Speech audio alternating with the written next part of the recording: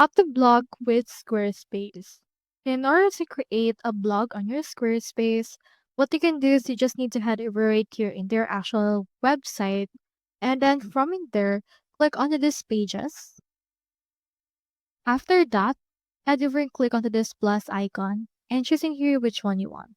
Under the collections, you can find blogs, so proceed to add that right here.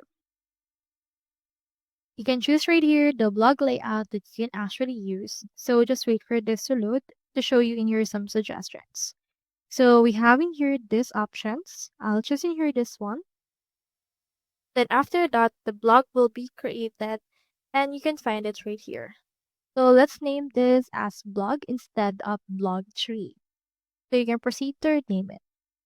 As you can see, the blog has now been created and you can proceed to add in here some blog contents and edit these options that we have right here.